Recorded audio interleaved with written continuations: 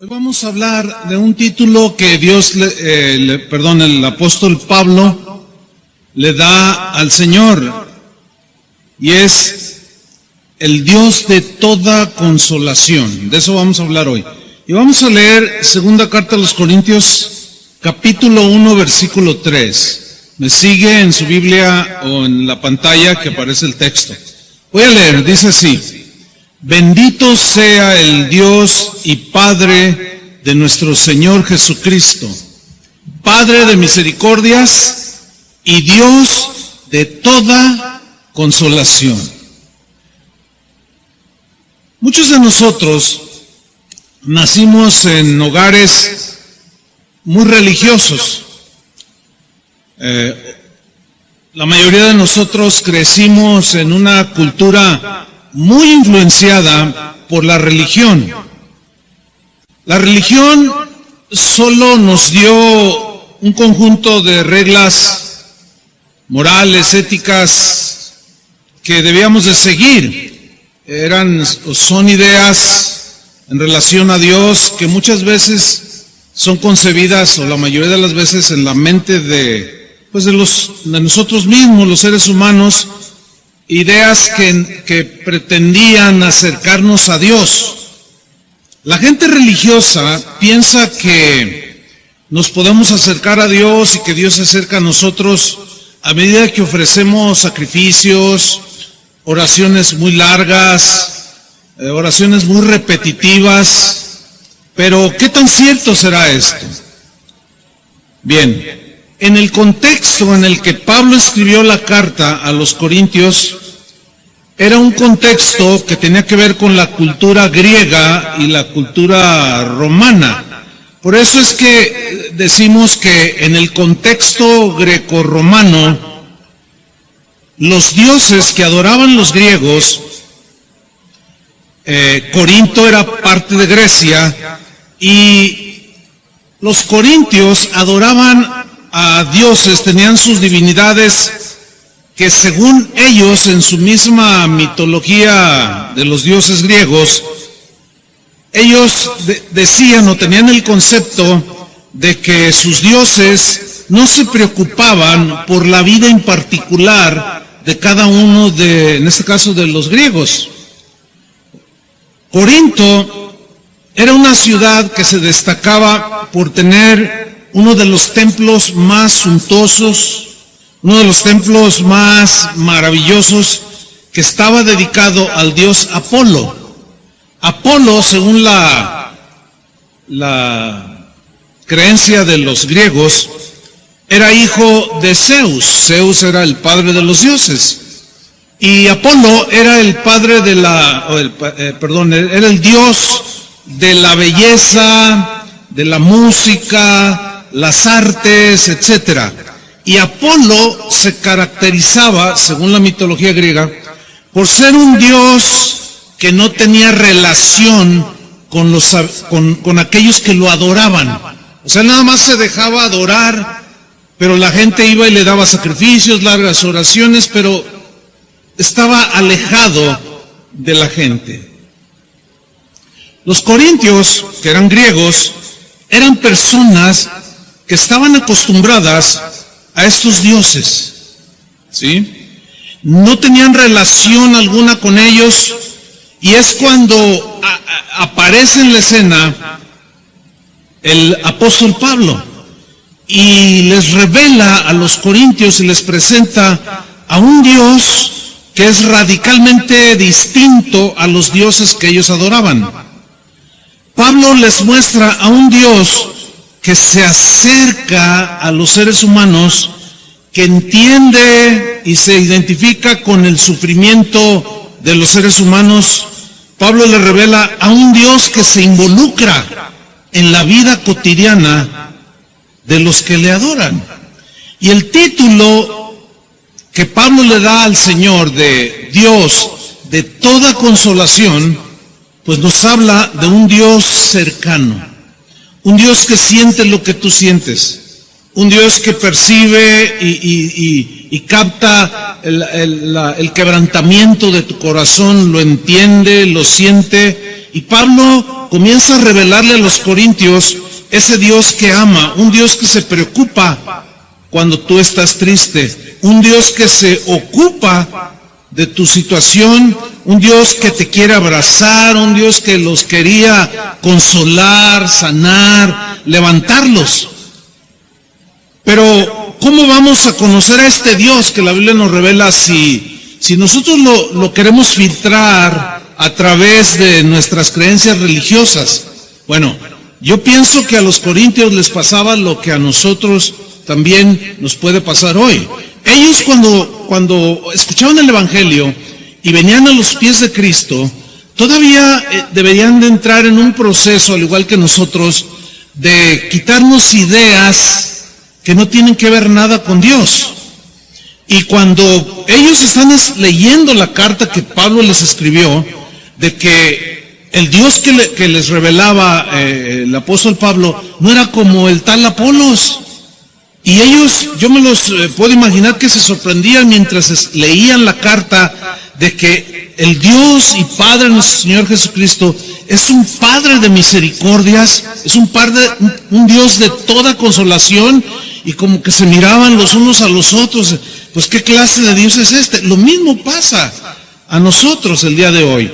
Hay conceptos que traemos por la influencia que tuvimos por la religión. Un caso muy concreto es, por ejemplo, cuando la gente a veces pide oración o se acerca para que los pastores pongamos nuestras manos y oremos, que para eso estamos, por supuesto, pero hay conceptos en la gente. Y hay algunos que dicen, se acerca, por ejemplo, alguno de los pastores, voy a orar por usted. No, yo quiero que el pastor ore por mí. Y luego, bueno, es que usted está más cerca de Dios. Bueno, es que usted, Dios lo oye más. Es que, no, son conceptos que ustedes quieren incorporar al cristianismo bíblico y no son certeros, no son ciertos, no son atinados, porque Dios nos escucha a todos, ¿sí o no? Entonces, antes tú mirabas al padrecito y ahora ves al pastorcito. Como que yo estoy más cerca de Dios que ustedes, como que a mí Dios me oye más que ustedes. Ese es un concepto de la religión, de la cual ustedes vienen. Entonces, cuando Pablo les revela al Dios que se preocupaba de manera particular por cada uno de ellos, pues sí que les costaba trabajo entenderlo.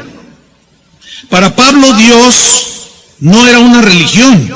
Para Pablo, Dios era un padre misericordioso que podía consolar de manera individual a cada uno de sus hijos. Pablo, que era un conocedor de las Escrituras, sin duda él sabía que el Dios vivo no era insensible al sufrimiento humano, que Dios podía sentir el sufrimiento de sus seres amados, de sus hijos. Jueces 2:18, sin duda era una escritura que el apóstol Pablo conocía, leía, y de ahí sin duda que tomó algunas definiciones acerca de Dios, y él lo narró o lo describió como el Dios de toda consolación. Dice Jueces 2:18, y cuando Jehová les levantaba jueces, los jueces dirigían al pueblo, lo llevaban a Dios, lo defendían, lo cuidaban, etcétera, etcétera. Y cuando Jehová les levantaba jueces, Jehová estaba con el juez. O sea, Dios lo revestía del Espíritu Santo de poder, y ese juez que dirigía al pueblo los llevaba en los caminos de Dios. Y dice, y los libraba de la mano de los enemigos todo el tiempo de aquel juez. Por supuesto, siempre y cuando el juez caminara con el Señor. Pero luego miren lo que dice, porque Jehová era movido a misericordia. ¿Por qué era movido a misericordia? Porque escuchaba los gemidos de su pueblo a causa de los que los oprimían y afligían. Vemos el corazón de Dios teniendo una empatía, un entendimiento del sufrimiento que estaban teniendo sus hijos y Dios se acordaba de ellos y tenía misericordia de ellos. El rey David conocía a Dios, sabía que Dios se preocupaba, pero no como los dioses del Olimpo, no como Apolos, esos ni se preocupaban por sus adoradores. El rey David sabía que Dios se preocupaba de manera individual por él. Y no solo por él, sino por todo el pueblo, por cada uno en particular. Y él escribió, por ejemplo, en el Salmo 40, versículo 17, estos textos que son muy descriptivos de lo que acabo de mencionar. Dice Salmo 40, 17, aunque afligido yo y necesitado, Jehová pensará en mí.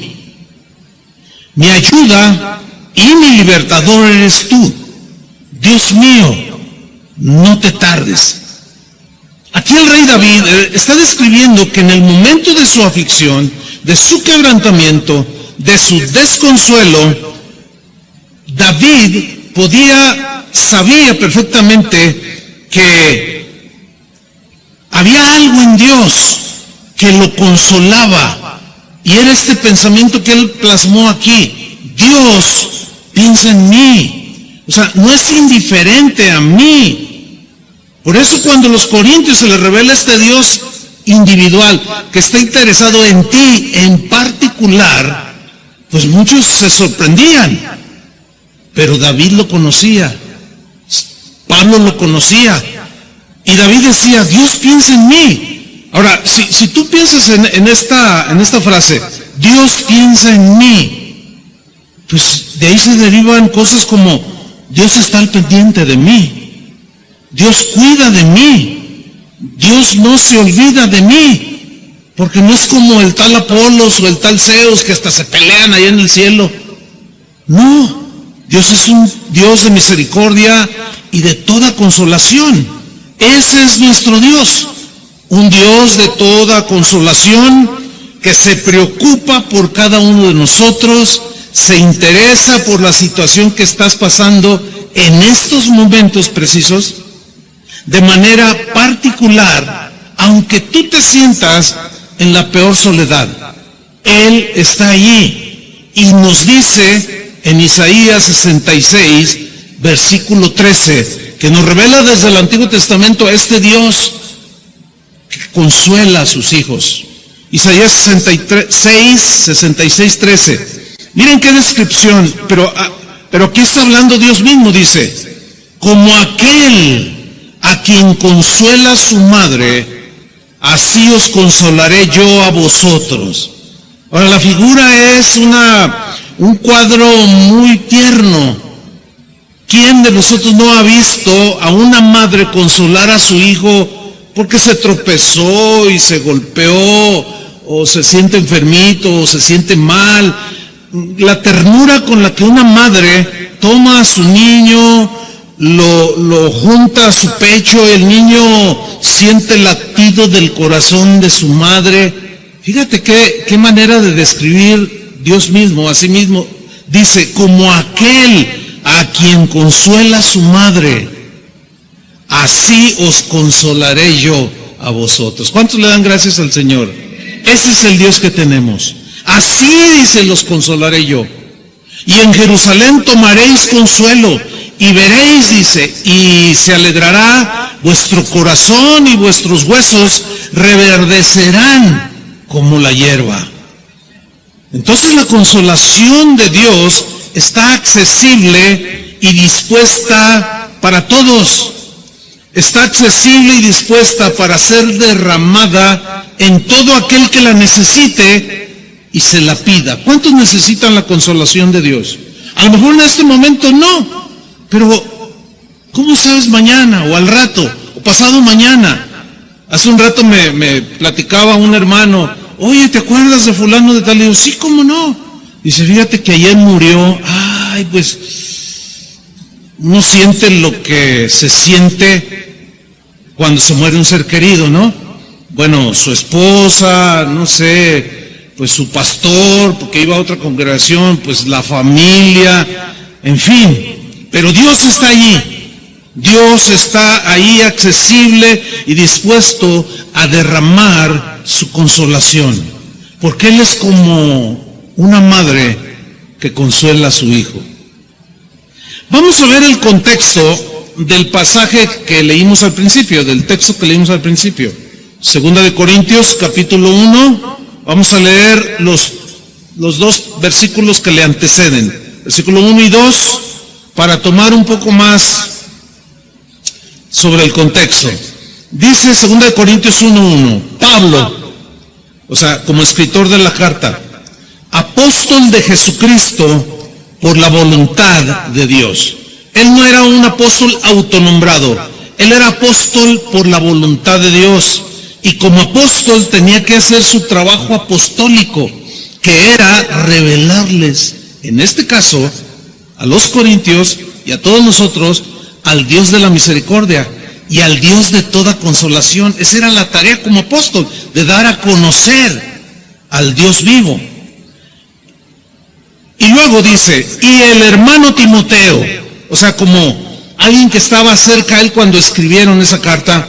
¿Quién era Timoteo? Era un discípulo de Pablo que se caracterizaba por ser muy joven, pero a pesar de su juventud, este joven Timoteo era un joven muy fiel, era muy entregado, muy consagrado a Dios, era un hombre ciertamente joven, pero lleno de fe, y sobre todo que conocía las Escrituras.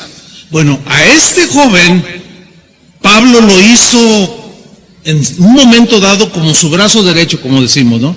Inclusive lo envió en una ocasión a pastorear la iglesia en Éfeso, en la cual había muchos problemas, y le dijo, Timoteo, ve y corrige lo que está deficiente. Bueno, ellos dos, como escriben lo siguiente, claro, Pablo es el autor, pero dice, pero está conmigo Timoteo, un hombre fiel. Los corintios, leyendo esta carta, dice, a la iglesia de Dios que está en Corinto, con todos los santos que están en toda Acaya. O sea, la carta en realidad es para todo cristiano, pero en específico fue escrita para los corintios.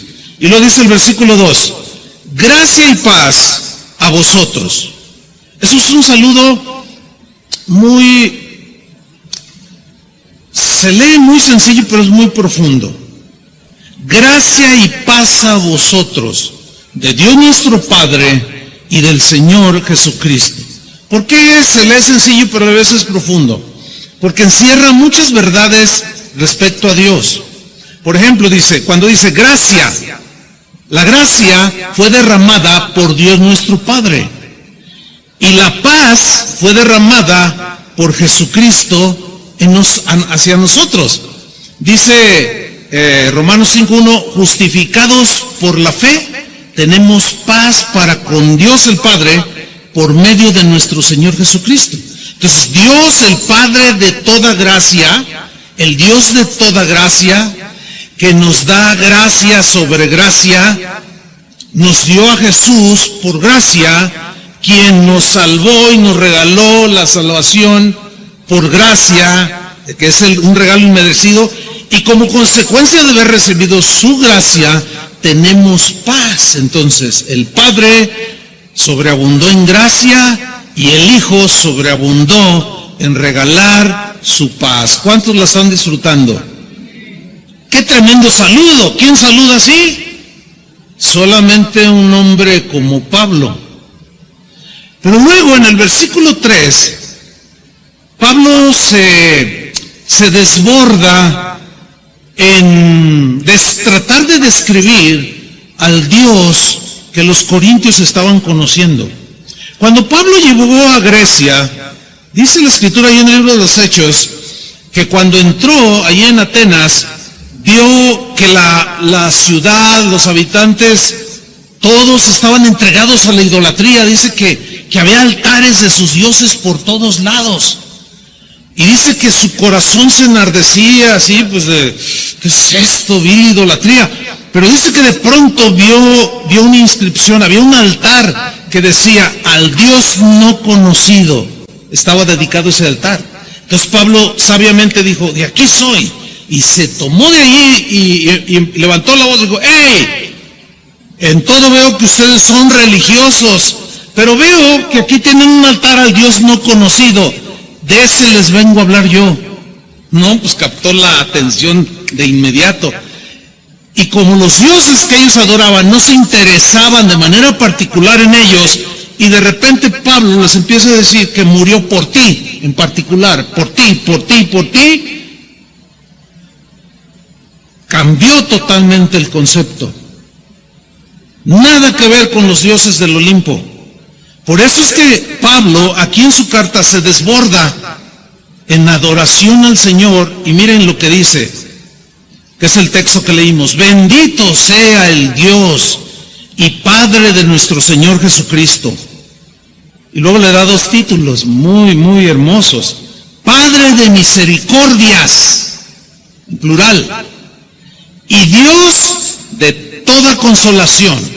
Ahora, el vocablo que se traduce por Padre es una palabra que en el griego también se traduce o tiene la idea de fuente, como de un manantial que brota, que emana, que brotan los borbotones de agua de manera constante, de manera sistemática, no aumenta ni disminuye.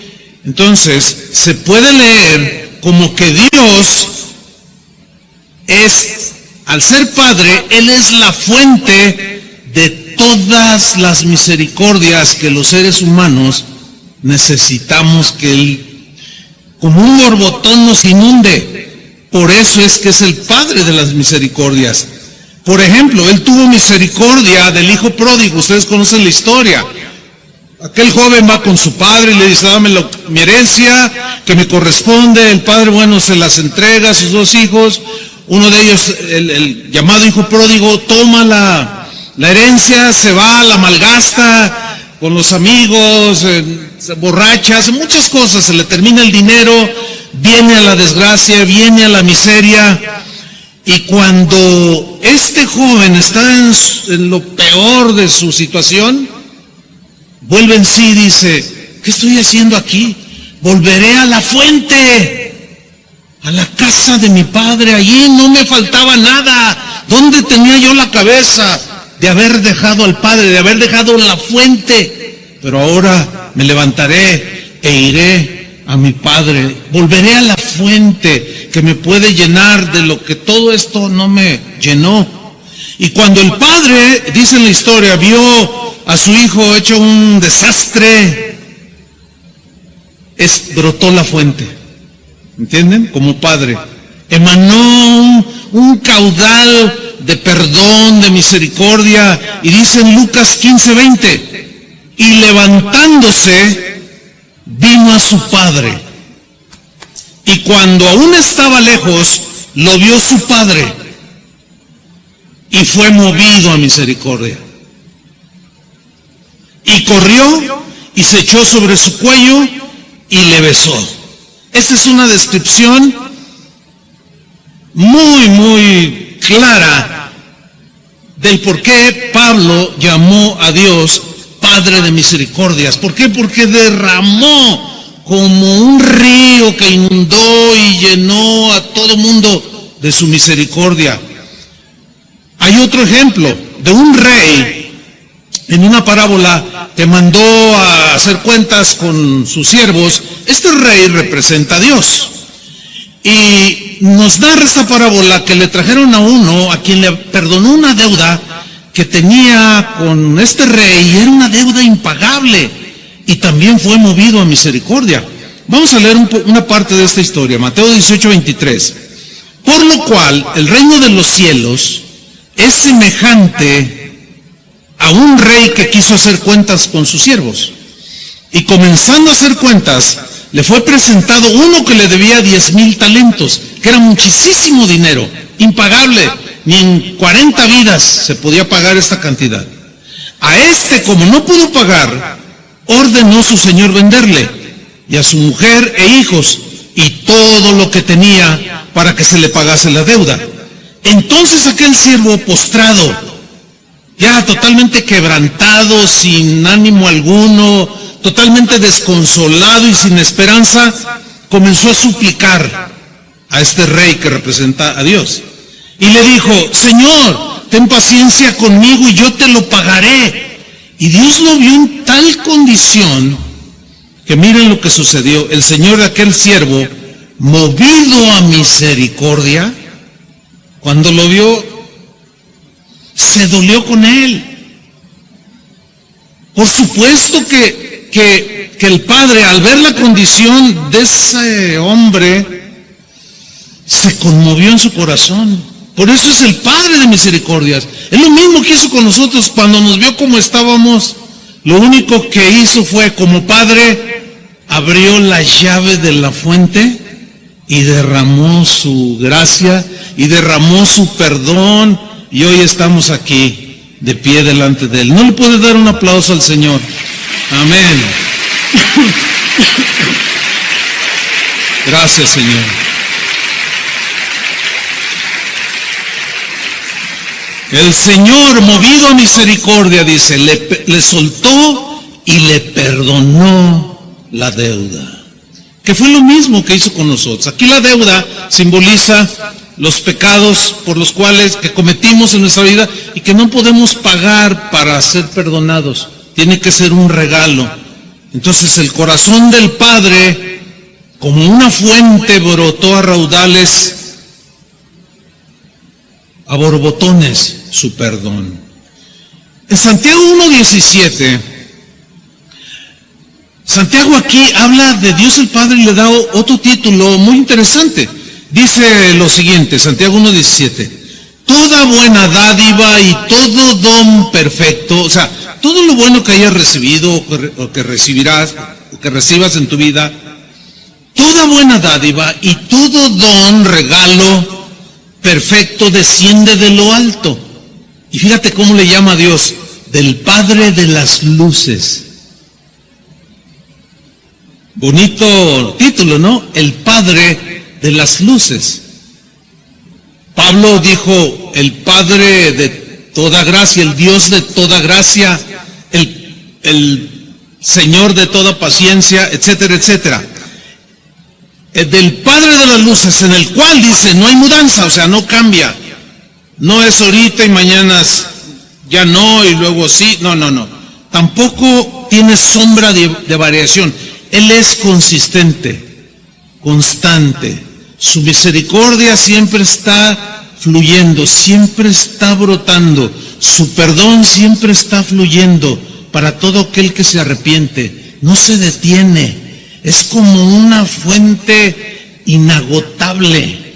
Cuando yo era jovencito, tuve el privilegio de conocer en Uruapan hay una parte que se llama el Parque Nacional. No sé cuántos lo conocen. ¿Alguno lo conoce? Es bellísimo. Cuando vayan a Uruapan, que visiten Casa de Oración de Uruapan, vayan a ese parque. La última vez que fui, no hace mucho, le dije al pastor: oye, llévame allí al Parque Nacional, porque es tan hermoso aquello que tú puedes ver de primera mano. Yo lo conozco ahora 50 años por lo menos. Bueno, todas las veces que he ido, antes eran unas 8 o 10 veces, no sé, en toda mi vida, que he visitado Uruapan, y siempre voy ahí. Donde nace este río que es caudaloso, pero es cristalino, es hermosísimo. Pero lo que más me gusta es ver el lugar donde nace.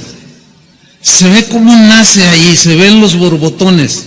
Miren, todas las veces que yo he ido, es la misma cantidad, es la misma consistencia, es agua pura, sumamente limpia, transparente. Así es Dios, hermanos, es inagotable.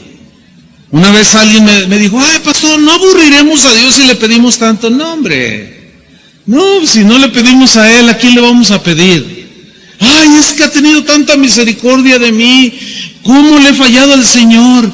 Y no te preocupes, no te preocupes. Dios es una fuente inagotable que provee y provee y provee. Aquí Santiago dice que el Padre de las luces nos da todas las cosas buenas. Ahora, Dios como Padre de las luces es la fuente, el dador de todo aquello que nos da, que nos provee iluminación espiritual, alumbramiento espiritual. Ese Padre de las luces es el que al brillar su luz nos hace entender, nos hizo entender el Evangelio de Jesucristo. Juan el apóstol dijo que Jesús era la luz, y la luz vino y alumbró a todo ser humano. El que caminara con esa luz no andaría en tinieblas. Juan mismo dijo en una de sus cartas, Dios es luz. Por eso es que al ser el Padre de las luces, Él siempre te va a iluminar el entendimiento. Escúchame bien. Cuando estés en una situación que no sabes qué decir, que no sabes qué hablar, por el Espíritu Santo va a iluminar tu entendimiento. Vas a ver con claridad, y de pronto, al ver con claridad, por la luz del mismo Señor, en su palabra, tú tienes entendimiento. Vas a saber distinguir cada día más lo que es bueno de lo que es malo, lo que es justo de lo que es injusto, lo que es santo de lo que no es santo.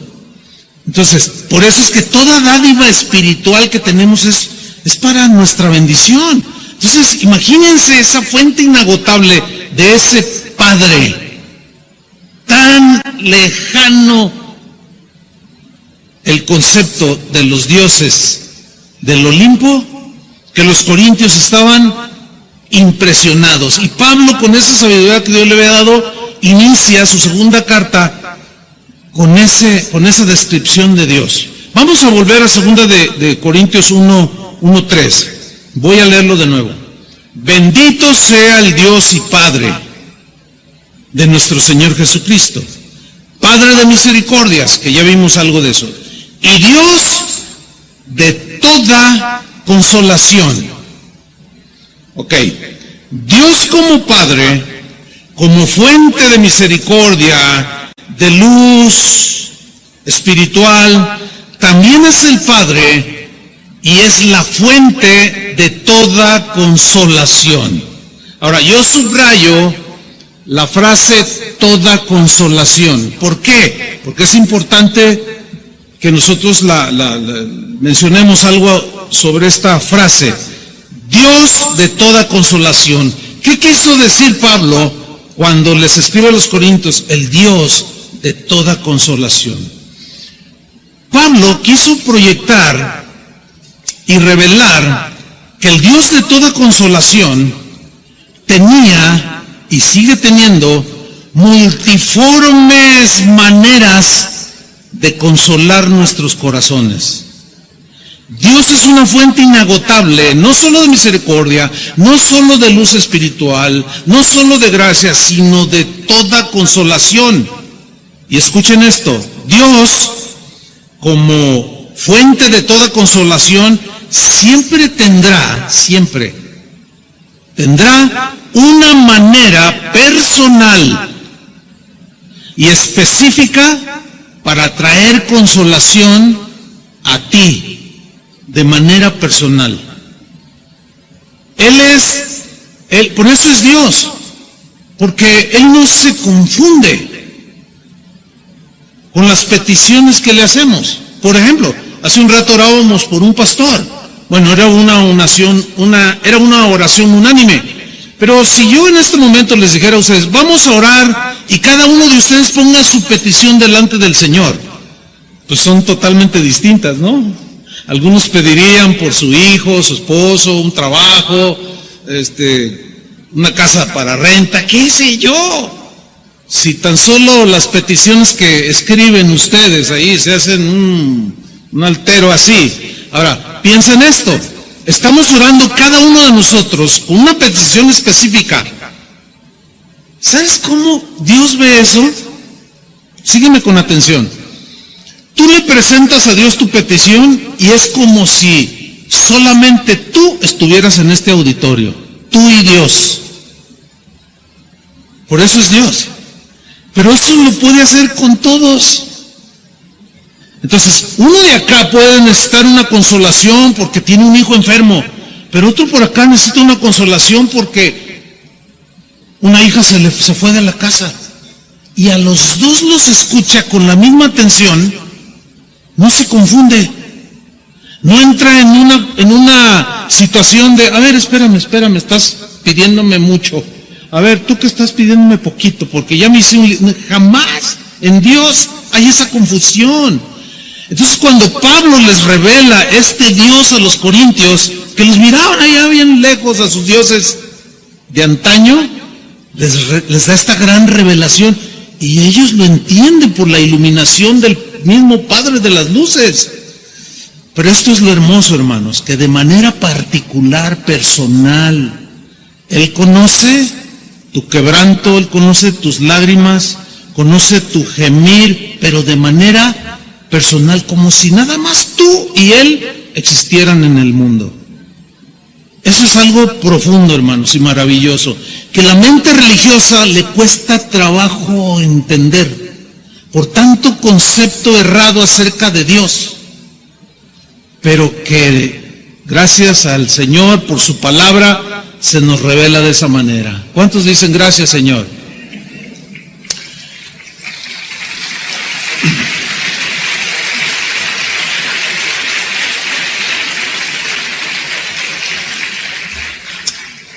En una ocasión Jesús, en Mateo 5:4, dijo lo siguiente: bienaventurados los que lloran, porque ellos recibirán consolación. El mismo versículo, en otra traducción, en el lenguaje actual, lo traduce de esta manera: Dios bendice a los que sufren, pues Él los consolará. Hay otra versión que dice, y Él mismo, o sea, de manera personal. Eso es lo que rompía el esquema de los dioses que adoraban los corintios, que de manera personal Él los iba a consolar. Bueno, este versículo, les voy a hacer una pregunta. Mateo 5:4, bienaventurados los que lloran, ¿a quiénes se refiere como los que lloran? ¿A cualquier persona que llora o a sus hijos cuando lloran? ¿A quién se refiere? A sus hijos cuando sufren. A veces aplicamos y usamos mal este versículo, porque toda la gente en el mundo sufre, ¿sí o no? Sufre el ateo, el que blasfema de Dios, el que tiene 3 mujeres, de pronto se quebranta su corazón, llora, sufre, etcétera. Y nosotros muchas veces de manera equivocada vemos a alguien que no ama a Dios, no sirve a Dios, al contrario, constantemente está ofendiendo a Dios, pero lo vemos llorar, lo vemos quebrantado. Y nuestro corazón, que es como el de Dios ahora, que nos ha sido transformado, vamos con Él y le decimos, no te preocupes, Jesús dijo, bienaventurados los que lloran, porque ellos serán consolados. Hermano, no es para ellos este texto. Este texto es para sus hijos. Así les voy a poner un ejemplo. Tú estás en tu casa y de repente oyes que el niño de enfrente está llorando. Pues tú no corres en primera instancia, tú no corres y estás ahí preocupada. ¿Por qué les pasan a los niños de enfrente, el de acá atrás, el de la cuadra y el de toda la colonia? No. Tú te preocupas de los tuyos, ¿sí o no? Y si uno de tus hijos se resbala, se tropieza, cae de la silla y se hace un chipote, tú corres como cualquier madre y toma a su hijo, lo aprieta en su pecho, lo consuela y le dice, ya amiguito. Esa es exactamente, esa es la figura. Eso es lo que Jesús está diciendo, bienaventurados. Porque dice la Escritura, ahí en el mismo capítulo 5, al principio, que vinieron sus discípulos a una montaña. Estaban en un monte y sentándose empezó a enseñarles. ¿Pero a quiénes? A sus discípulos, a los que creían en Él, a los que lo seguían. Entonces, ¿cómo presentarle a la gente el Evangelio? es: Cristo murió por ti, arrepiéntete de tus pecados, y no llegarle con textos que son para nosotros, promesas que son para nosotros, porque ellos pues ni lo van a entender en primer lugar. Te van a decir: ay, sí, ¿cómo? Pues claro, no son hijos de Dios, no sienten el abrazo del Padre, pero nosotros sí lo sentimos. ¿Cuántos de ustedes han sentido el abrazo del Padre? ¿Cuántas veces han experimentado que esa fuente de perdón, de misericordia y bondad se desborda? ¿Cuántas veces? Infinidad de veces. Porque somos hijos de Dios. Ahora, en Lucas 4:18, ahí nos dice que Jesús entró a una sinagoga y se le dio el pergamino o el libro del profeta Isaías, y comenzó a leer él comenzó a leer lo que en sí es Isaías capítulo 61, versículo 1. Nosotros lo vamos a leer en Isaías, no en Lucas. Dice así, es una escritura que él se la aplicó a sí mismo. Dice: el Espíritu de Jehová está sobre mí, porque me ungió Jehová. Me ungió Jehová. Me ha enviado a predicar buenas nuevas a los abatidos. Ok. ¿Para quién era en primera instancia todo este pasaje? Que vino a dar buenas nuevas a los abatidos, a vendar a los quebrantados de corazón. ¿Para quién era? Eran para Israel, hermanos, en primera instancia. ¿Por qué para Israel? Por Israel, porque Israel era el pueblo de Dios. Pero acuérdense que Juan el apóstol dijo del Mesías, Jesús, que a lo suyo vino, lo suyo era morir para la expiación de los pecados de su pueblo Israel en primera instancia, y después para todo aquel que creyera. A lo suyo vino, y los suyos, ¿qué hicieron? No le recibieron. Mas a los que le recibieron, ¿cuántos ya le han recibido? A los que creen en su nombre. ¿Cuántos creen en su nombre? Nos ha dado potestad de ser hechos hijos de Dios. Entonces ahora ya es para nosotros otra vez. Sigamos leyendo. El Espíritu del Señor está sobre mí, porque me ungió Jehová. O sea, me dio toda esta gracia, etcétera. Me ha enviado a predicarles buenas nuevas a los abatidos. Ahora yo tengo una pregunta. ¿Qué cosas te abaten, que te derriban, que te meten en una depresión, en una desesperanza? Bueno, hay buenas nuevas. ¿Crees en Jesús? Es para ti. Lo que te abata, Él es una fuente inagotable que te puede dar la palabra y la consolación para que tú te reanimes, te levantes y sigas adelante. Me ungió, dice, y me ha enviado a vendar a los quebrantados de corazón. ¿Qué te quebranta el corazón? Hay tantas cosas que quebrantan nuestro corazón. Un marido que no se ha convertido o que se alejó del Señor y te tiene quebrantada, mujer, porque sabes que Él es como esposo, tiene que ser un buen esposo, como padre tiene que ser una fuente en su sentido humano, y tú es que nada de nada, y eso te quebranta el corazón. O puede ser al revés, una esposa, una mujer sin temor de Dios, puede ser un hijo, y qué sé yo, pero hay tantas cosas que quebrantan el corazón.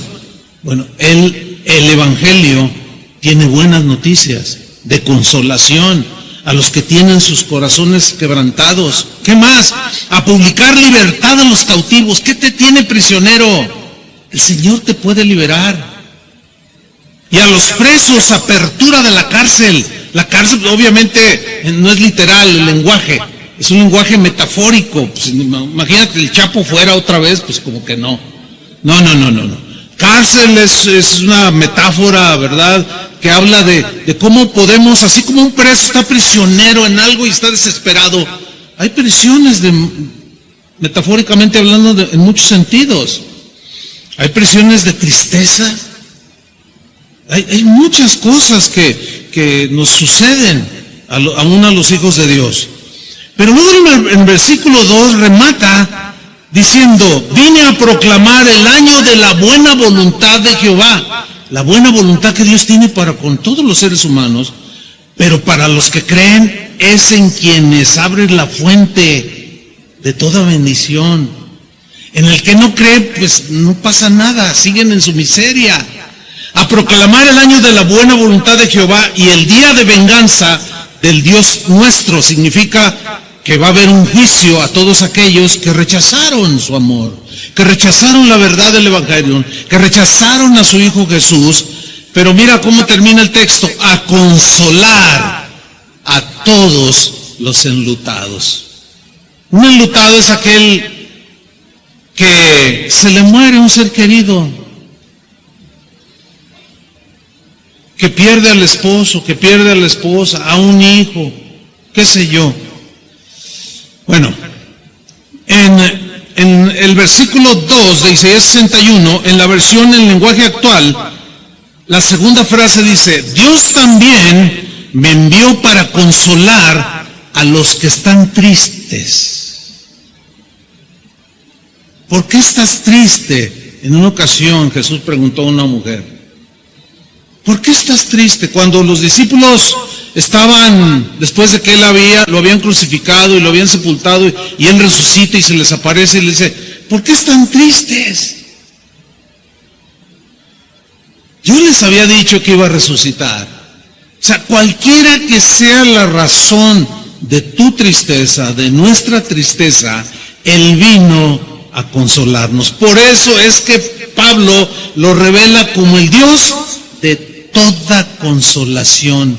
Que no hay algo que algún ser humano esté viviendo o padeciendo que Él no tenga una manera de consolarlo.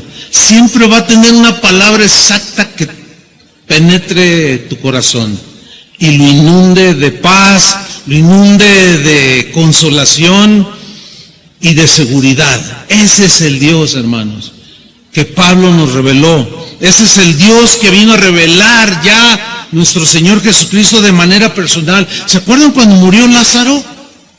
Bueno, Jesús se hace presente. Él estaba limitado a un cuerpo y le mandaron llamar, y él se tardó en llegar porque pues estaba en un cuerpo físico y se tenía que trasladar. Ahora él ya no se traslada, ya está en nosotros.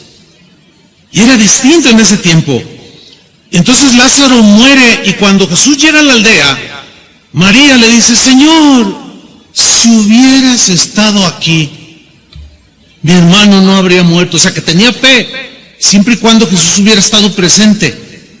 Pero Jesús se identifica con el dolor, con la tristeza de María, y le dice, ¿dónde lo pusieron? Señor, llévame a donde lo pusieron. Pero Señor, ya son varios días y huele mal, llévame. ¿No te he dicho que si tú crees verás la gloria de Dios? Y lo llevó a donde estaba la tumba de Lázaro, y a la orden de su voz, Lázaro salió fuera de la tumba y trajo un consuelo que desbordó. Producto de eso, algunos que estaban ahí, que sabían de la muerte de Lázaro, se convirtieron, pero otros endurecieron su corazón. Y trajo consuelo por unos añitos más al corazón de sus dos hermanas, porque Lázaro posteriormente volvió a morir. ¿Pero por qué lo resucitó? Para darnos solamente una probadita de que para Él no hay nada imposible, y que si hoy nos consuela, aunque sea de manera temporal, según las ocasiones, un día, hermanos, como dice Apocalipsis, y el mismo Dios, el mismo Señor, enjugará toda lágrima de los ojos de ellos. Ellos somos nosotros. Y ya no habrá más llanto, ya no habrá más tristeza, y ya no habrá más dolor. Y Pablo decía en otros pasajes, aliéntense unos a otros con todas estas palabras. Jesús consoló a aquel paralítico cuando lo sanó. Cuando le dijo, ¿quieres ser sano? Y aquel hombre le respondió, Señor, pero cuando baja el ángel, había esa creencia, cuando baja el ángel y mueve las aguas del estanque, imagínense, paralítico, pues otro se adelanta y me gana y siempre he estado aquí por muchos años. Y el Señor le dice, eres sano de tu enfermedad. Tomando su camilla salió totalmente consolado. Pero aquí, ¿cuál es la enseñanza? Que Jesús se preocupó de manera personal. Eso fue solamente para el que entiende, con esa iluminación que da el Padre de luz, para el que entiende que el Dios que tenemos es un Dios personal. Por eso es que iba de manera personal. En muchos pasajes de la Biblia, de manera personal. Con el ciego fue personal, siempre fue personal. Cuando iba entre la multitud, de pronto Jesús mira, estaba un árbol y veo a un hombre que era pequeño de estatura y digo, Zaqueo, bájate de ahí, voy a ir a tu casa. ¿Cuándo lo veo? ¿Quién lo vio? Pero de manera personal siempre lo hizo y lo sigue haciendo, hermanos. ¿Por qué? Porque Dios piensa en ti. ¿Qué Dios tenemos, hermano? Amén. Es un Dios que nos llena. Por eso es que ya no andamos buscando por allí a otros dioses que están lejos. Sería una total insensatez. ¿O qué me dicen cuando consoló al mismo Pedro? Quien después de haberlo negado a su Señor, arrepentido lloró amargamente. Y con la pura mirada, dice el Evangelio, con que Jesús lo miró, no lo condenó. Le dio una profunda consolación. Pedro se levantó y siguió adelante. Así vemos a través de los evangelios cómo Jesús consoló a todos aquellos que se acercaron a Él. Siempre lo hizo. Y los tiempos no han cambiado. Él es el mismo ayer, hoy y siempre. Y Él seguirá consolando a todos los que se acerquen a Él.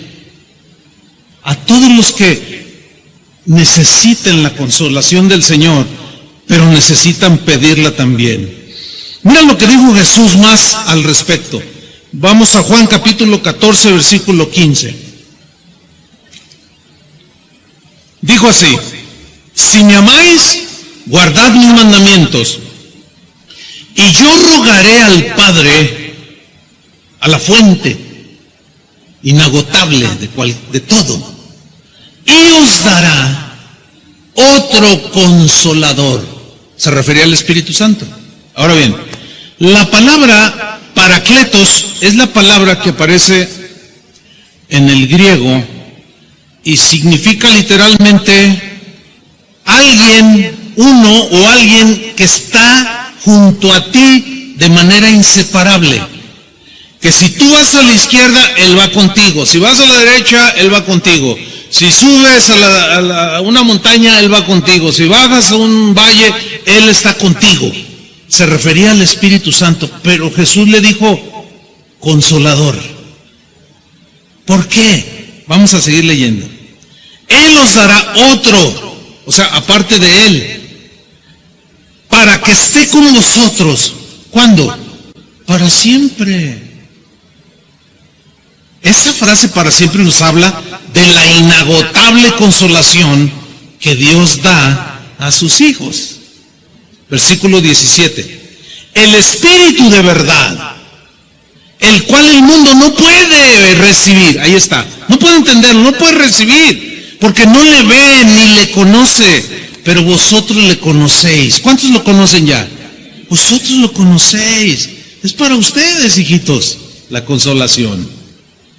Porque mora con vosotros, o sea, el Paracleto con, alrededor, rodeándonos con, pero luego la revelación del mismo Jesús, que Pablo entendió, ya se mete a lo más profundo. No solo mora con vosotros, sino estará en vosotros. Y esa pequeña palabra, en, significa dentro de nosotros. Por eso es que ahora nosotros no tenemos que ir a un lugar para ser consolados por Dios. ¿Entienden? No tenemos que hacer un sacrificio de pencas de nopales en la espalda, irnos de rodillas para ir a un lugar para recibir. No, eso es lo que la religión hace. ¿Por qué? Porque ahora Cristo está en nosotros y ahí en tu casa. Es más, cuando vas manejando, Cuando estás en tu trabajo, estés donde estés, Él está rodeándote y está en ti. Y bueno, esta escena que estamos leyendo es Jesús hablando con sus discípulos. Y yo puedo imaginarme a los discípulos haciendo distintas expresiones, como algunos de ustedes las hacen, ¿no? Cuando escuchan algo y hay reacciones, ¿no? Yo imagino cuando les está diciendo todo esto a Pedro así como diciendo, wow, no, a Juan así todo, puede ser, esto es maravilloso. Y todavía por si fuera poco, Jesús, por si hubiera alguna duda ahí un tal Tomás que andaba por ahí, mira lo que les dice en el versículo 18, no os dejaré huérfanos. ¿Qué es un huérfano? Es alguien que creció sin un padre. Eso es un huérfano. Es muy probable que algunos de ustedes presentes aquí en este auditorio hayan sido huérfanos. Algunos de ustedes quizás no conocieron a su padre. Algunos todavía más allá. Tu padre murió cuando tú estabas en el vientre de tu madre. O sea, distintos casos. Total, fuiste huérfano, fuiste huérfana, te faltó el abrazo de un papá, la guía de un papá, pero resulta que ahora como hijos de Dios, su promesa de Jesús es, no los dejaré huérfanos. Tienen un padre, una fuente inagotable. Yo me imagino todavía a Pedro diciendo, ¡qué maravilla es esto! No os dejaré huérfanos, dice Jesús. Vendré a vosotros. Promesa, porque les había dicho, tengo que irme, pero vendré a vosotros. Todavía un poco y el mundo no me verá más, pero vosotros me veréis, porque yo vivo, vosotros también viviréis. Y luego en el versículo 26 le sigue diciendo, mas el Consolador, el Espíritu Santo, a quien el Padre enviará en mi nombre. Aquí están los tres, Padre, Hijo y Espíritu Santo. Él aquí es el Espíritu Santo, que es enviado por el Padre a petición del Hijo. Él los enseñará todas las cosas. O sea, les hará entender por la iluminación del Padre de las luces y les recordará todo lo que yo os he dicho. Ahora, hay una escritura que es Romanos 15:4, que muy pocas veces le ponemos atención, pero es un versículo que nos adentra todavía un poco más en el tema. Miren, vamos a Romanos 15, versículo 4, porque Jesús dice que este Consolador que vendría, que estaría con nosotros, les recordará las cosas que yo les he dicho. Bueno, vamos a leer Romanos 15:4. Dice, porque las cosas que se escribieron antes, se refiere al Antiguo Testamento, las cosas que se escribieron antes, para nuestra enseñanza, se escribieron. Por eso es que nosotros necesitamos conocer el Antiguo Testamento para entender el Nuevo Testamento. Hay quienes rechazan el Antiguo Testamento, dicen, no lo necesitamos, ya no está vigente, ¿cierto?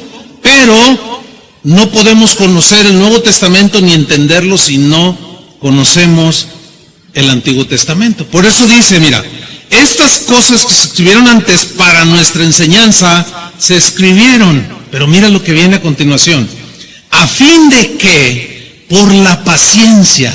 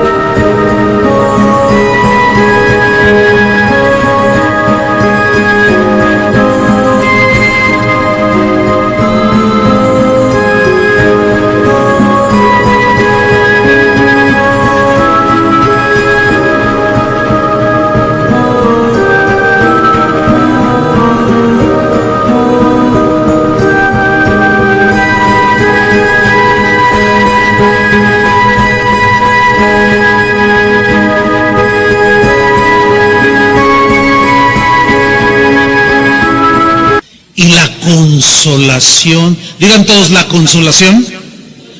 ¿Pero la consolación de qué? De las Escrituras.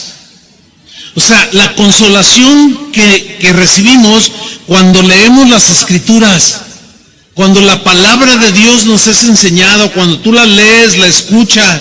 De ahí la importancia de ser un congregante regular en una congregación, como dice la Biblia, no dejando de congregarse como algunos tienen por costumbre. ¿Por qué? Porque ¿cómo te va a recordar el Espíritu Santo que mora en ti si no hay información? Es como una computadora, si tú no la cargas con la información que luego tú le estás pidiendo, no te va a dar la información, ¿sí o no? Es lo mismo, tú te llenas de la palabra de Dios. Por eso Pablo dijo, la palabra de Cristo mora en abundancia en sus corazones. Porque entonces el Espíritu Santo que vive en ti, que tiene imagínate la palabra de Dios, viene el Espíritu Santo, estás en una situación y Él te recuerda por las Escrituras la palabra y te trae la consolación de las Escrituras. Para que tengamos, dice, esperanza. Y el rey David se refiere a esto cuando en el Salmo 119, versículo 49, dice lo siguiente: acuérdate de la palabra dada a tu siervo. Está orando él. Acuérdate, Señor, de la palabra que me diste,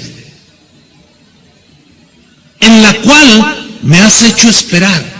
Se refieren a las promesas de Dios. Y la Biblia está llena de promesas de Dios, ¿sí? Versículo 50. Ella es la palabra. Ella es mi ¿qué? Mi consuelo en mi aflicción. O sea, tú estás triste, estás afligido, estás quebrantado, deprimido, qué sé yo. Vas a la palabra, empiezas a leer, o el Espíritu Santo te recuerda las promesas de Jesús, y viene consolación, hermanos, a nuestros corazones. Ella, dice, es mi consuelo en mi aflicción, porque tu dicho, o sea, tu palabra, me ha vivificado. He allí la importancia, hermanos, de escuchar la palabra del Señor, de leerla, de estudiarla. Pero volvamos para terminar, 2 Corintios 1:3, retomo todo el versículo. Bendito sea el Dios y Padre de nuestro Señor Jesucristo, Padre de misericordias y Dios de toda consolación. Si nos quedáramos ahí, quedaría como la mitad el mensaje que Pablo les estaba revelando a los corintios acerca de Dios. Porque miren lo que dice en el versículo 4. El cual, o sea, el Dios de toda consolación, el cual nos consuela en todas nuestras tribulaciones. ¿En cuántas? Todas. Digan todos, todas. Ni una se queda sin que sea suplida la consolación. Ni una. ¿Oyeron eso? Oye, pastor, pero es que no, ni una sola. Nos consuela en todas nuestras tribulaciones. Ahora bien, esto es algo maravilloso, hermanos. ¿Por qué? Porque aquí Pablo nos revela algo que tiene que ver con el crecimiento y la madurez que cada cristiano debe de alcanzar. Aquí ya nos habla de que Dios cuida de nosotros en particular, pero también, al igual que Cristo, quiere que nos despojemos de todo egoísmo y que ya no solo miremos, ay, mi tristeza, ay, mi dolor, ay, mi esto, ay, yo, y nada más yo pensando en mí. ¿Se acuerdan que Jesús dijo, sed misericordiosos como vuestro Padre es misericordioso? Y Él es el Padre de misericordias, que nos dio muchas misericordias, pero a la vez nos dice, ahora tú, ten misericordia también. El Dios de toda paciencia nos tuvo paciencia y ahora dice, también tú sé paciente.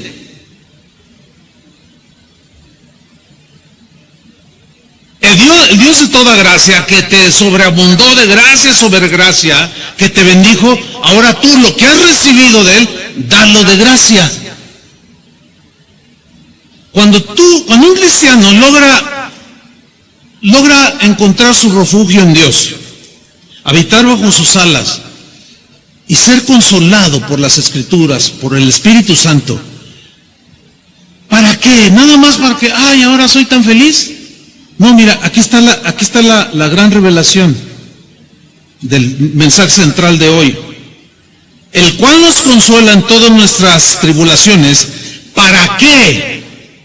¿Para qué? Para que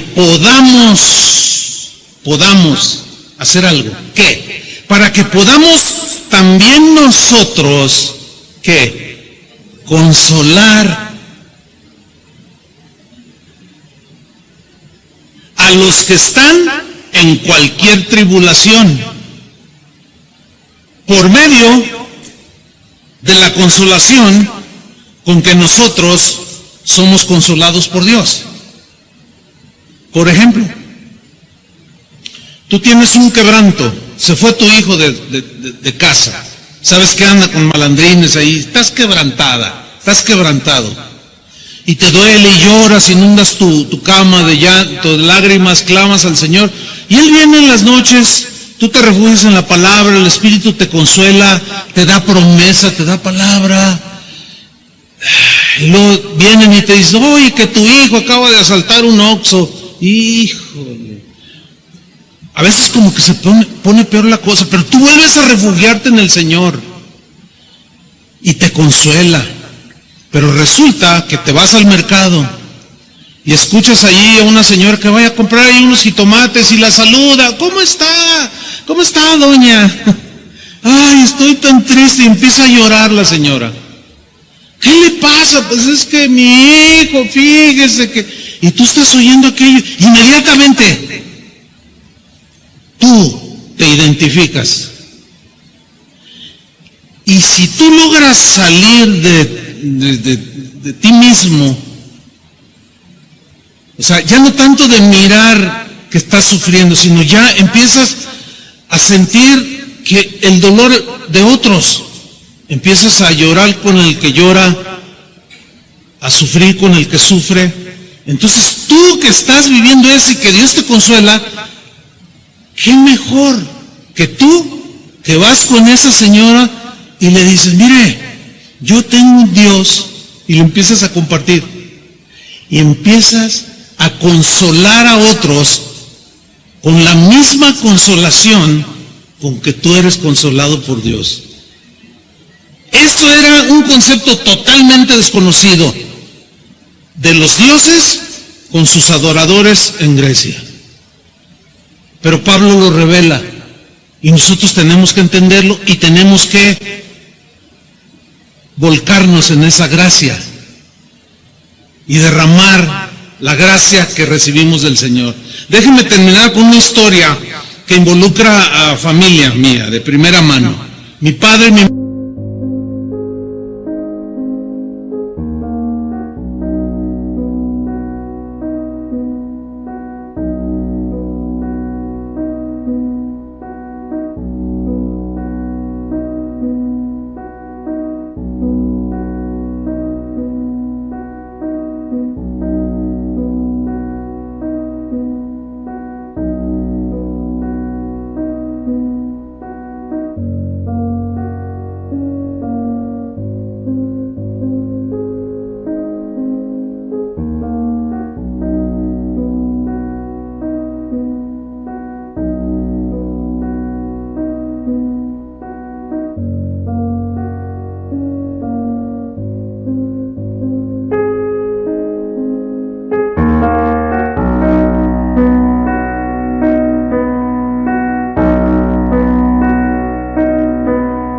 madre, ambos ya están en la presencia del Señor, murieron, pero nunca jamás olvidaré que los últimos, hace como unos 20 años aproximadamente, mi mamá murió de 95, casi 96 años, pero de unos 20 años atrás, ella continuamente me decía, hijo, yo tengo mucho miedo de morirme, y yo le hablaba la palabra y agarraba consuelo y fe, y como que ya la sobrellevaba, pero al rato otra vez. Pero un día llega y me dice, ay hijo, yo no sé qué haría si tu papá muriera y me dejara viuda. Mi respuesta fue la siguiente: mire mamá, no piense en eso ahorita, porque cuando sucede una cosa así, Dios da la gracia que se requiere para el momento. Como usted ahorita todavía tiene a mi papá, no necesita esa gracia, de lo que ya hablamos en enseñanzas pasadas, que Dios te da la gracia para capacitarte, para enfrentarte a las situaciones difíciles de la vida. Entonces no le va a dar esa gracia, pero es que no me puedo imaginar, es que mira hijo, ella es de una familia de 4 y todas fueron mujeres. Dice, mira, acuérdate de tu tía, la primera, tu tía Delia, quedó viuda. Acuérdate de tu tía Berta, quedó viuda. Acuérdate de tu tía Elvia, quedó viuda. Dice, y yo las vi. O sea, ella de primera mano al ser sus hermanas, las vio enviudar. Y de pronto entró en ese vaivén de inseguridad. ¿Y qué voy a hacer si se muere? Pues ándele que se pone mal mi papá, al poco tiempo de eso.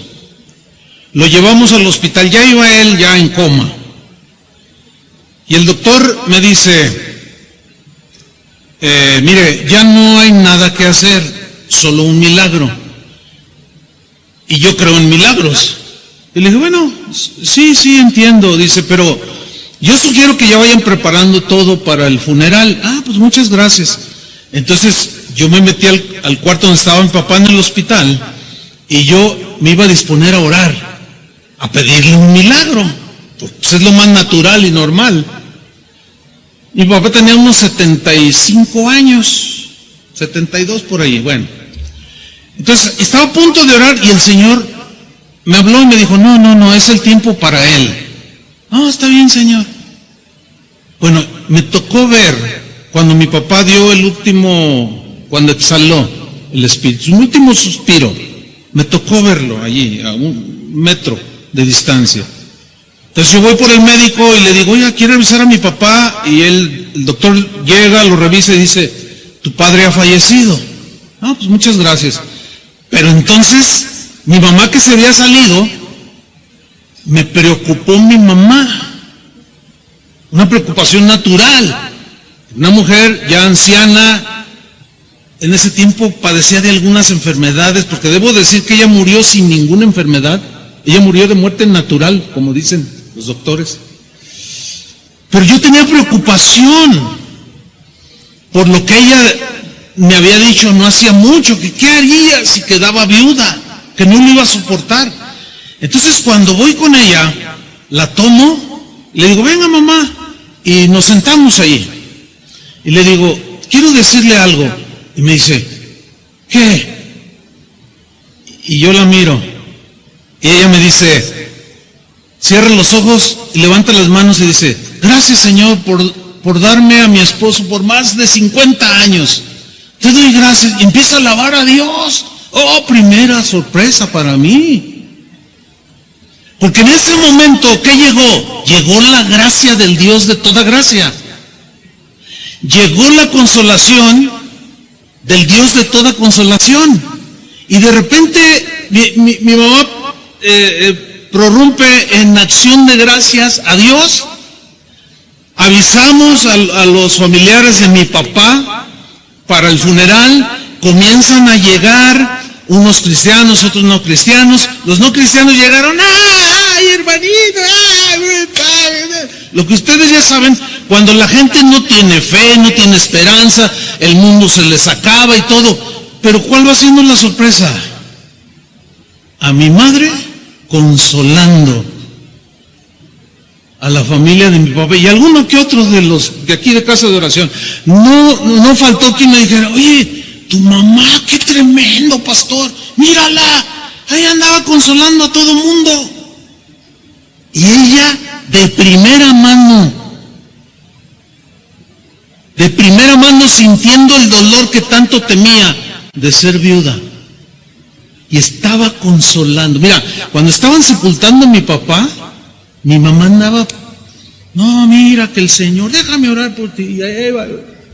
Y a ver, no, mira, él está con el Señor, no, una consolación. Yo me acuerdo de una de las tías que hasta respiraba así, y hasta que medio se desmayaba, pero se quedó así descansando, por el consuelo de mi mamá. Logró salir en ese momento de sí misma para consolar a otros por medio de la consolación que ella misma en ese momento había recibido. Y esto, hermanos, es lo maravilloso del Dios que tenemos, que va formándonos a la imagen de Jesús. Yo no quiero terminar este mensaje sin llevarlo a la práctica. ¿Cuántos de ustedes están en este momento con un quebranto del corazón? ¿O están sumidos en una tristeza? ¿O están en una situación de desesperanza? A ver, levanten su mano, si hubiera alguien aquí. Hay un buen número de ustedes que están en esta situación. Bueno, el Dios de toda consolación, que es una fuente inagotable de consuelo, va a consolar a los tristes, va a consolar a los quebrantados de corazón, para que continúen, y probablemente dentro de 2 años venga otra cosa que te quebrante, pero vuelve a haber otra consolación, porque es inagotable esa fuente. Ahora, lo vamos a hacer de una manera muy práctica. Los que levantaron su mano, pónganse de pie, por favor.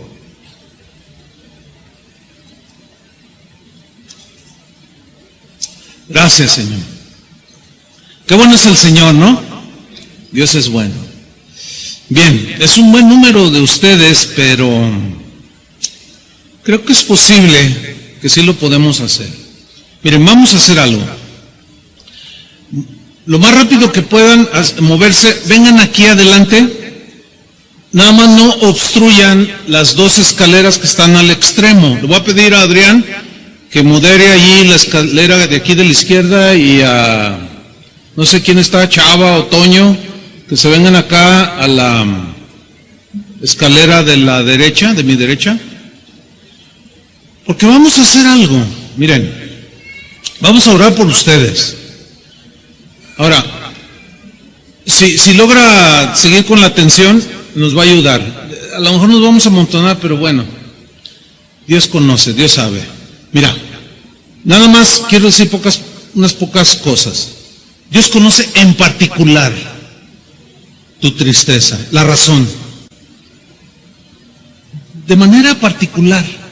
Y a lo mejor tú has dicho, es que nadie me entiende. Probablemente no, pero Dios sí. ¿Cuántos dicen amén?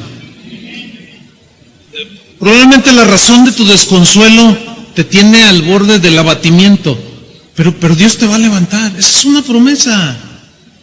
Ahora, el hecho de tú haber pasado aquí al frente es un buen síntoma que crees. Y la consolación es para el que cree y le pide a Dios la consolación. Ahora, es bastante el número, pero bueno, a ver cómo el Señor nos da la gracia para hacer lo que quiero hacer. Los que están sentados no se van a quedar como meros espectadores, no. ¿Cuántos de ustedes que están sentados allá están en una tribulación, pero el Señor los ha consolado? O en el tiempo pasado el Señor mismo los ha consolado, pero ahora tenemos aquí un buen número de hermanos que están en tribulación. Ahora, los que están sentados allá, les vamos a pedir que nos ayuden a orar para que consuelen a los que están desconsolados por medio de la misma consolación que el Señor los consoló a ustedes. ¿Me expliqué? Entonces lo que van a hacer es por los extremos, se van a venir, van a subir ahí donde está Toño, donde está Adrián acá. Vengan los que queremos que nos ayuden a imponer las manos. Si tienen una palabra para algunos de ellos, un texto, un apretón de manos, un abrazo, yo no sé. Lo único que sé es que cuando salimos de nosotros mismos y podemos consolar a través de la misma consolación que recibimos, así como mi mamá que les comenté. les pedimos que vengan y nos ayuden. Porque ese es el propósito. Dios es un Dios que quiere involucrarnos. Así como Él es personal, también quiere que nos involucremos de manera viva, de manera palpable, con aquellos que lloran, con aquellos que sufren. Ahora, si hay muchos ahí en la fila, pueden tomarse de las manos o poner tu mano en el hombro de la persona que tienes enfrente. Y bueno, a medida que oramos, vas a recibir la consolación, pero tú a la vez estarás orando por alguien y recibirás la consolación del Señor. Les voy a dar nada más una instrucción a los que están orando por otros. No levanten demasiado la voz. No. Es como si Dios estuviera solo con el que estás orando, pero te está usando a ti. Porque si levantan mucho la voz, luego los demás, por la acumulación de gente. Pero vamos a hacerlo así, de manera audible, pero como un susurro, pero oremos. Señor, Padre y Dios de toda gracia,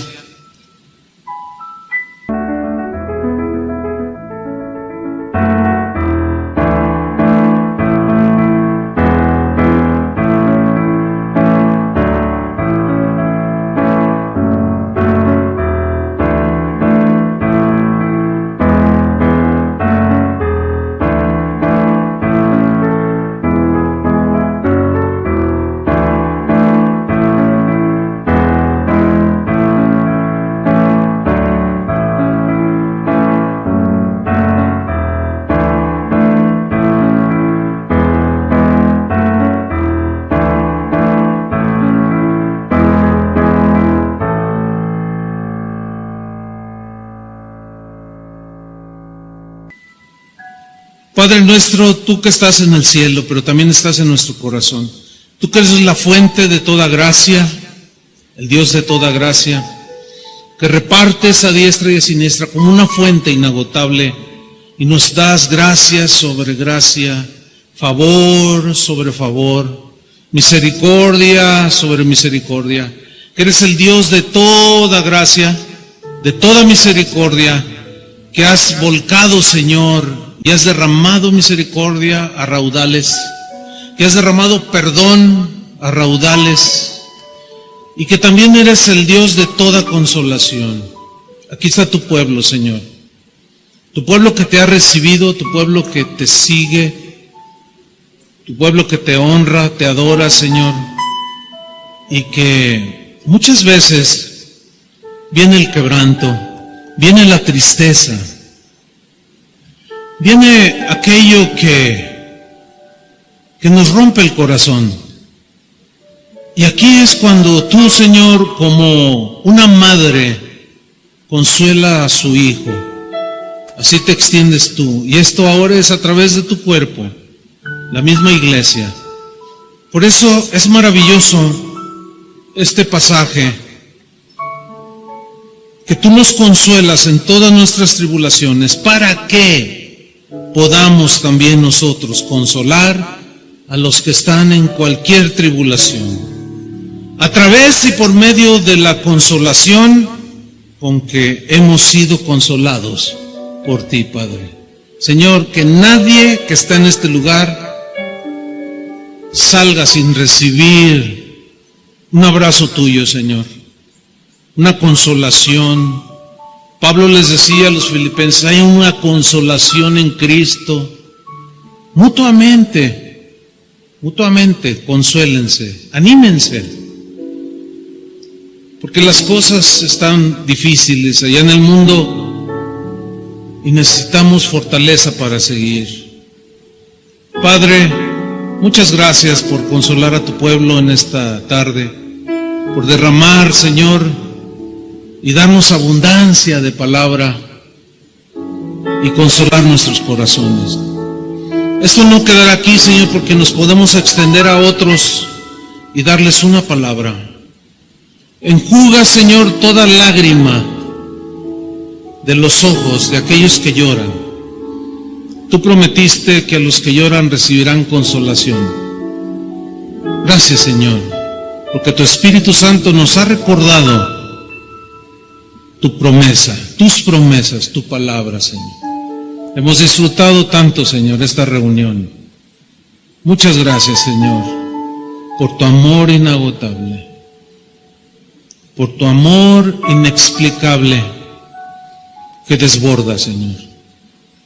En el nombre de Jesús, las gracias sean dadas al Padre de gloria, al Padre de misericordia, al Dios de toda gracia, al Dios de toda consolación.